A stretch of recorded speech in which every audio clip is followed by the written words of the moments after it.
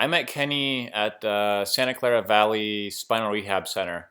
And from the moment I met him, I was inspired. I thought he was a cool guy.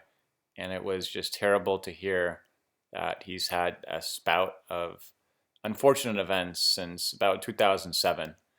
Between falling 17 feet onto concrete and completely shattering his leg to getting cancer, beating cancer, and then being paralyzed, as he explains in the upcoming video.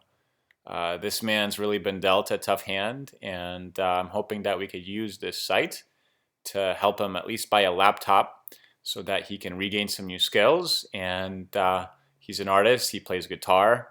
I'm sure with a laptop in hand and the internet, he'll find some new skills and share some of his passions with the world. So please watch this interview and hopefully send a little bit of funds his way.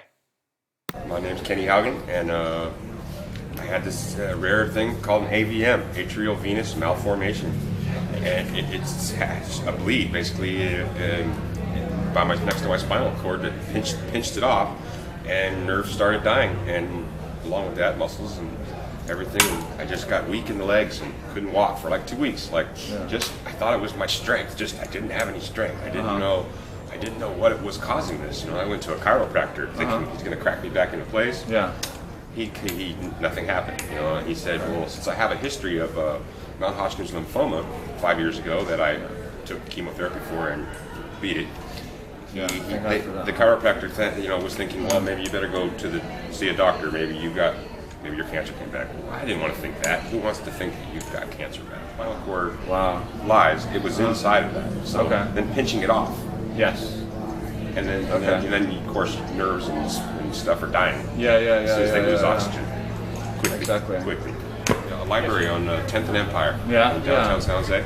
Okay. And 17 feet to the You concrete. dropped 17 feet? Yes, I slipped. I was what we call rattling up, and that's where you take this big impact gun and you hit the bolts and you tighten them up. And I was like on the bottom flange, sitting on the top of the iron with my feet in the bottom flange, and I went to leap up to the top flange. That's how we do it. Like a cat.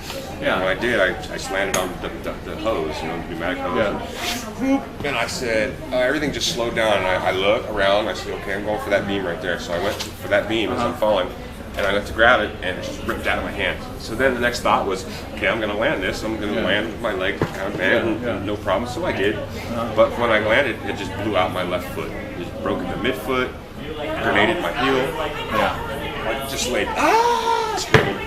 And so that was mini surgery. 17 screws and a plate. 17 screws and a plate. Then it was removal of the 17 screws in the plate.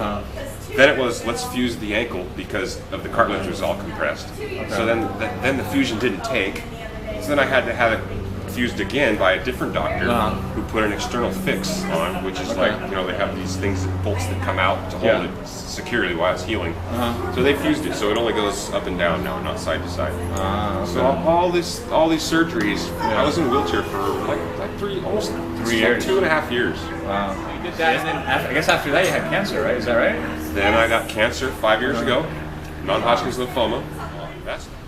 And they gave me the chemotherapy, and the first night I got the chemotherapy, it was like 8 hours in a chair, and they give you it intravenously. And the first day I got it, the pain was gone. I mean, most excruciating pain in the world was gone from this chemotherapy. So I'll be one to say I think chemotherapy is a great thing. And I'll stand by it. What I got was something called R-CHOP. For that. And interesting. I got 6 issues of it. Wow. Yeah. So Kenny, he's been dealt a tough pair of tough hand of cards, and I'd really want to, if possible, try to help him out. I don't know if you have aspirations to try to, migrate to a career where you could use a computer or something. You probably don't even have a computer, right? Kenny's got literally no income, right? Zero income right now. Zero income. He's in a halfway home, right? Which is more or less the homeless shelter, almost. Pretty much, right? Yes, but except like I have a room. You have a private room, but shared. Kenny was a hardworking individual. So you worked in metalwork since what, 21? You said? Is that right? 21. Until I was until 2007. 2007, and now obviously he can't do that. So if you want to help Kenny out, I'm going to start a GoFundMe for him. Hopefully he could use the funds, maybe, I don't know, if it could be used to buy a computer, or help him, you know, maybe on the computer he could acquire new skills. There's all kinds of online courses. I think it'd be great if you could do a GoFundMe to at least get you a computer, and maybe some funds to help you, you know, regain new skills, so that, you know, I'm sure Kenny wants to come back and give back to society as much as he can, right? Of course.